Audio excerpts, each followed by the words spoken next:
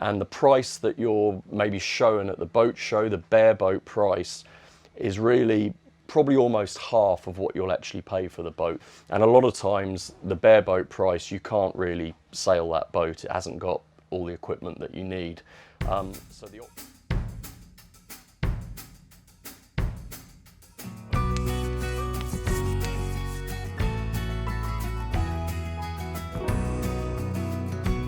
Hey guys! A while ago I made a mini-series on the cost of cruising compared on different boats, and you guys seem to really like it. So today we're doing a new episode of that.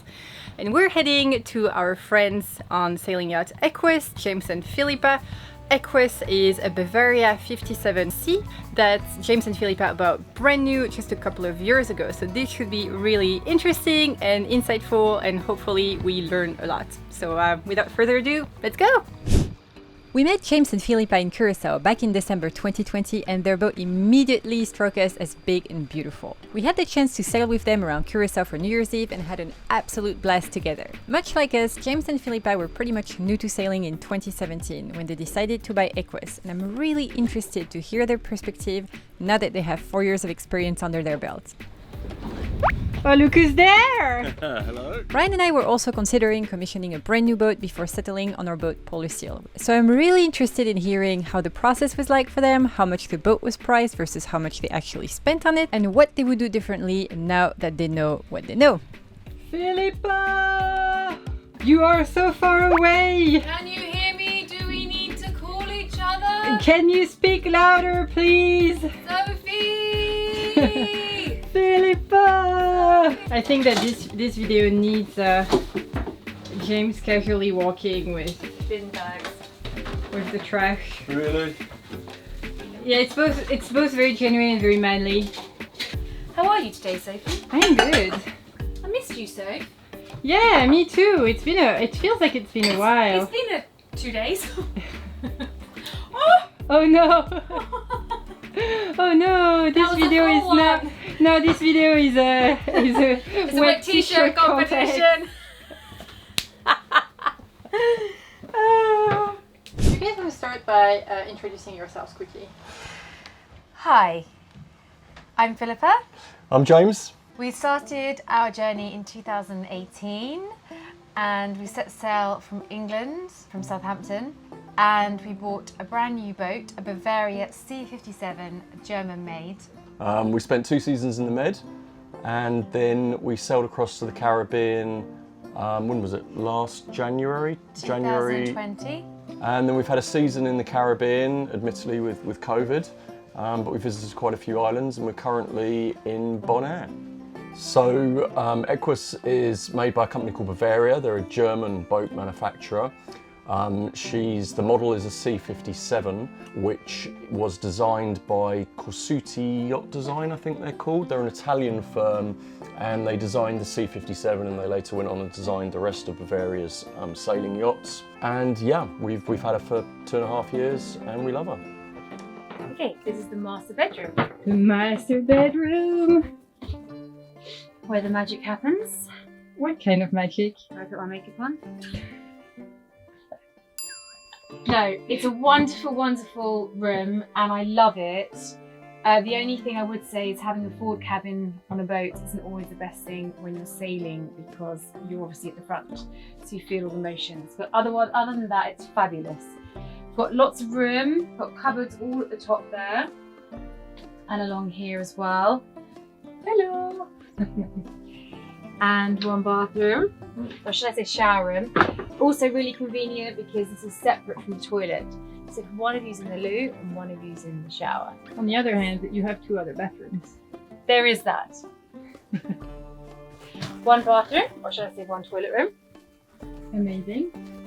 One of the reasons why we wanted to buy a brand new boat was that we naively believed that there'd be less problems with a brand new boat.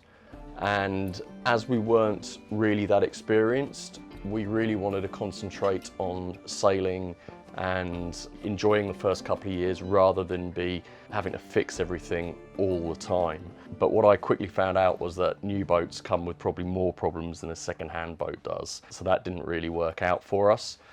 But I'd say probably the the best thing about buying a new boat is that you can customize it and you can spec it exactly how you want. And that's what we did with this one. So I think one of the reasons we chose the Bavaria C57, firstly, when the boat came out, it was a very, very modern design. I actually saw it in a sailing magazine and I saw a review on the C57 and I thought it looked like a really, really good boat. It is a production boat, but it was very modern for its time. And I think the other reason was we went to the Southampton boat show and we actually went on this model of boat, and you said it wasn't much smaller than your apartment and you could live on it. So where are we now? We are now in the kitchen, in the galley, otherwise known as. On the starboard side we have the fridge. And they're dual fridges, so you tend to pile things up as opposed to shelves, which is fine, but you just have to be quite strategic with where you're putting things. And then a fridge freezer, so it's a dual. And then we have all our appliances, toaster, Vitamix, Mini-Me, Vitamix, loads of cupboard space, abundance of cupboard space. I mean, there's actually too much cupboard space for us, just two of us. Do you want to know why there is so much cabinet space in your boat, Philippa? Because we eat a lot. No, because it's just more convenient for us to move in. Okay, so equipment-wise, and I think it's fair with most yachts, the option list is huge. And the price that you're maybe showing at the boat show, the bare boat price, is really probably almost half of what you'll actually pay for the boat. The option list is huge and the options get really expensive really quickly. And a lot of times the bare boat price, you can't really sail that boat. It hasn't got all the equipment that you need. So the option list, the options that we had on this yacht were pretty huge. I wouldn't say we have everything. There are several things that we didn't have because we just couldn't afford them at the time. And subsequently we've upgraded some of those things. But we did upgrade all the navigation equipment, all the B&G equipment. We had radar, we had AIS, we had a custom solar arch built, we had 960 watts of solar put on the boat, an inverter put on the boat. We upgraded the AGM batteries, so we had 8 AGM batteries. I mean, everything's an option. The woodwork on this boat is an option. The material on the seats is an option. The colour of the steering wheels is an option. Colour of the hull. Yeah, colour of the hull, that's an option. Teak decks, that's about a 20 grand option. You know, that the boat doesn't come with teak decks, it's just gel coat fiberglass. The boat came with a in-mast furling mainsail and a self-tacking jib. And we also spec'd a Code Zero. The Code Zero is a light wind sail, and we used it quite a lot in the Mediterranean. The Mediterranean, typically in the summer, there's not much wind. If any wind. If any wind, yeah, hence why we did a lot of diesel in the Mediterranean. But the Code Zero was really, really good. We did actually buy a cruising chute when we left the Mediterranean, and we sort of naively thought that doing sort of trade wind passages, you know, across the Atlantic and the Caribbean, we'd need something like a cruising chute. But realistically for us, we didn't really have less than 20 knots going across the Atlantic, so and we haven't had much less to use it now. No, either, I mean we've maybe used it a couple of times, but that sail would have been definitely much better in the Mediterranean than it has been here. Yeah. So yeah, they're the sails we've got on board. So the things that were really important for us, well for me anyway, I think it was important that the boat was really, really comfortable, especially for Philippa because she hadn't really done much sailing before. This was very much my dream and I didn't want her to hate it. So we wanted a boat that was going to be our home and be very, very comfortable. And an exercise machine. I love that you have an exercise machine on board. Oh yes. Proved very, very fruitful during COVID. Yes, I believe you. So we did do things like spec air conditioning on the boat, which really has been a bit of a godsend, hasn't it? You know, especially in the Caribbean where it's humid. It's probably one of my favourite features. Yeah, he loves the air. Yeah, but in order to have the aircon, you've got to have a generator. So we've got like a 10 kilowatt generator on board. We had a dishwasher, but I mean, we don't really use the dishwasher that often, but that was an option we spec'd. Microwave we spec'd. Dive compressor, we spec'd that because we wanted to be able to do scuba diving from the boat and we didn't want to have to go and find places to recharge our scuba tanks. And that has been absolutely phenomenal, hasn't it? The dive compressor. I conquer. Really, one of the main things was the washing machine, because I was really concerned about trying to find somewhere, and obviously not having sailed before, I had no idea if we were going to find somewhere to do washing, and there's been several places like marinas where there's no place to go and do your washing. So that was definitely a concern, and I'm super happy that we have the washing machine. Now we're in the Caribbean, we have the water maker, thanks to James who made that. And that is definitely a key feature for me in the Caribbean. Obviously in the Med, we were going into marinas quite often. Okay, one engine. This is big. Yeah, voila. And then as you can see, we've got tools in here. So we've made like a little ledge, or I didn't, James did.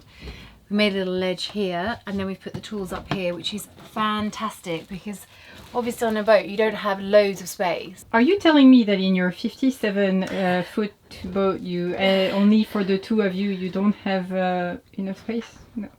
Okay. So things that I would do differently if I was to buy another new boat, there are definitely things I'd do differently. One of the things I'd be very cautious of is paying the purchase price to the broker or to the manufacturer before the boat was delivered. Obviously, it's a lot of money, and most boat manufacturers want a 20% deposit, and then they want the balance, the full balance, 3 weeks before delivery. And that's what we did. And our boat was actually delivered on the day that Bavaria announced their administration. And I remember being a bit concerned about paying all this money over in advance beforehand, and I actually did do some due diligence on Bavaria and how big they were and what their turnover was. But it happened, and luckily we got our boat, and I think, to be fair, everybody got their boat, and they're out of administration now, and they've sort of restructured themselves. But that's something I'd do very, very differently, and I probably would employ the services of a solicitor or a lawyer and maybe put the money into escrow, just so if something like that happened, our money was protected. The other thing I'd do differently is I would hold more money back until the boat was delivered and until I was satisfied that everything was working on the boat and everything is as it should be. Because on this boat, and I believe on many new boats, there are a lot of teething problems, and there are a lot of things that aren't right and need to be put right, and nothing motivates a broker more than not having been paid all their money. So that's something I do very differently. So I was going to say the other thing that probably we would do differently is we wouldn't take the boat and just sail away. We should have stayed longer and done many more sails out into the sea to test the boat before we just sailed off. And when I say just sailed off, we actually stayed in the marina for a couple of weeks, but it's just not long enough to go through every single feature of the boat and ensure that everything's working accordingly, of which we found that when we did sail away, we did have quite a few issues. Yeah, we were in a bit of a rush because the boat was about 3 months late coming from the factory, and commissioning took longer than we expected. We were sort of trying to get to the Med before the season ended, and we actually had a skipper who we'd paid for to come with us down to Malta because it was a new boat. We wanted someone with a bit more experience. We wanted to experience some hot weather. What can we say? Yeah, but no, we had a skipper sitting on the boat that we were paying, and the boat wasn't ready, and we ended up agreeing with a broker that we'd hold some money back and we'd go, and they'd send someone out when we were in Spain to fix everything. And to be fair, they did do that, but it was a rigmarole. It was a rigmarole, yeah. And it was stressful, and it was really annoying when things weren't right that you'd paid for. Would we again buy a brand new boat? I think we definitely would. That would be wonderful. But we would definitely make sure that we had someone to check it through thoroughly before we just sailed away. We wouldn't make that mistake again. And I think, you live and you learn. You don't know. If you've never sailed before like we haven't, if you've never lived on a sailboat, you don't know what to expect. So you live and you learn. But if you were buying a brand new boat and you hadn't sailed before like we had, I think we would get a few more professionals to come on board and check everything before we sailed away. Yeah, I wouldn't say I'd never buy a brand new boat again, but you know, one of the great things about buying a new boat, especially if it's a new model, is that, you know, you're one of the first people to have a new model of a very new boat. But the flip side of that coin is that they haven't built many of those boats before. So there are going to be a lot of teething problems. This boat was hull number 6, so they'd only built 5 other boats like this before.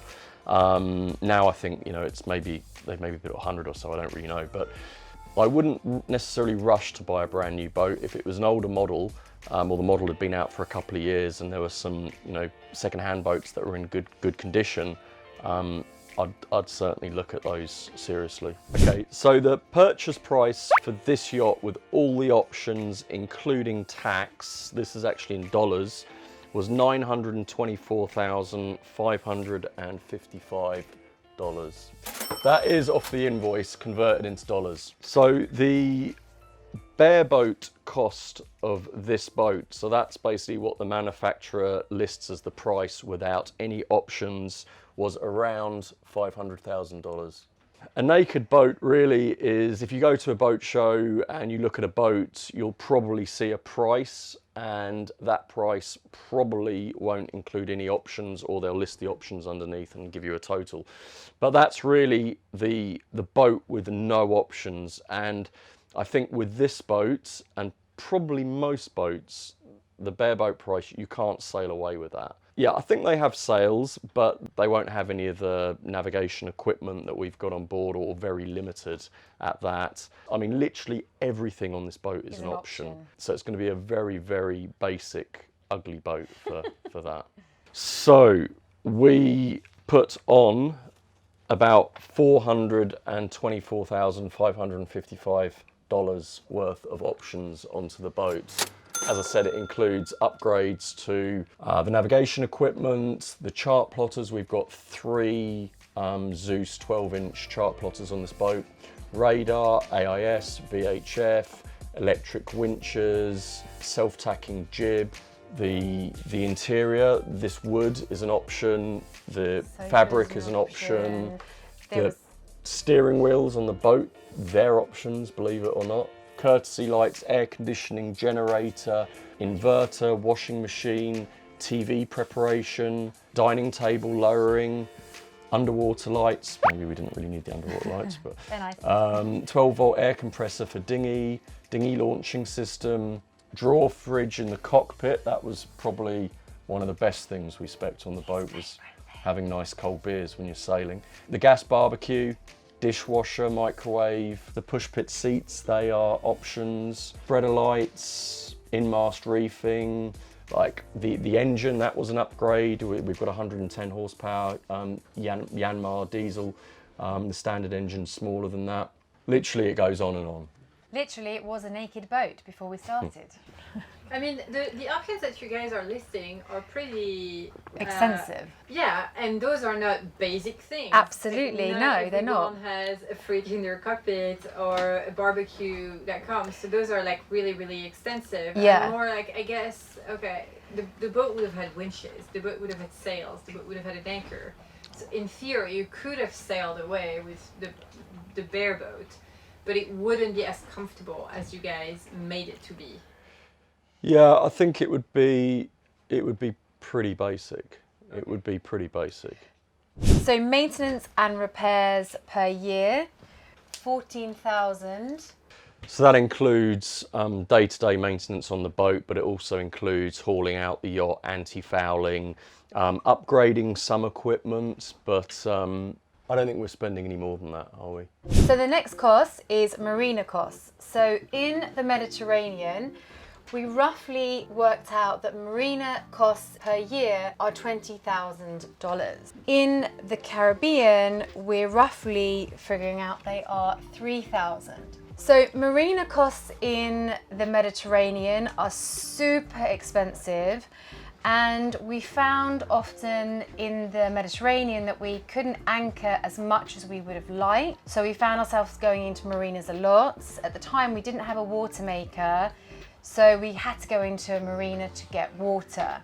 In the Caribbean, The prices of marinas are less, and not only that, we now have a water maker, and there are many places that we can anchor and anchor safely in bays. Fuel in the Mediterranean is per year around $11,000, and we estimate in the Caribbean it's around $3,000 per year.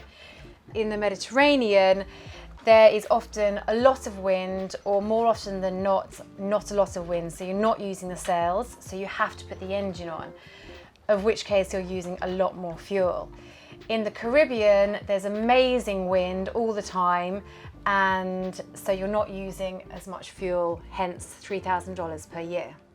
Yeah, also the fuel in the Mediterranean can be really expensive. If you're sailing in Italy or Sardinia or Sicily, you're probably paying, I think, about 1.8 or 1.9 euros a litre, Yeah. which is insane. You know, that costs us a small fortune when we fill up our tanks. We've got 500 litre fuel tanks on this boat.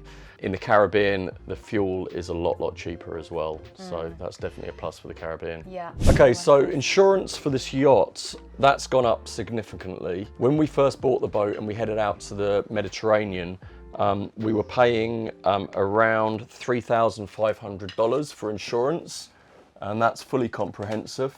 But unfortunately, as soon as we left the Mediterranean and headed across the Atlantic to the Caribbean, our insurance went up to around $10,500 a year. So I'd say it's one of our biggest sort of expenses at the moment. And I think the reason for that was partly because some of the hurricane losses that the insurance companies have endured in the Caribbean. So it is a much more expensive place to sail for insurance.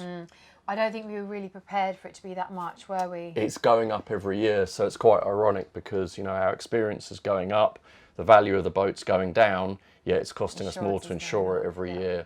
So it's a bit of an issue. You don't really have a choice, do you? Well, you do, but You do, but then you depends risk if you're feeling losing the lucky boat. or not. All right, guys, is there anything that you would want to tell somebody who's looking at buying a big, like an over 50-foot brand new boat? Definitely do your homework. Make sure you go in with your eyes open. Be aware of the sort of hidden costs and also where you're planning to sail. Don't underestimate how much the marinas are going to cost you in the Mediterranean. It's a big bill, and the same with diesel in the Mediterranean. That's going to cost you, you know, quite a bit.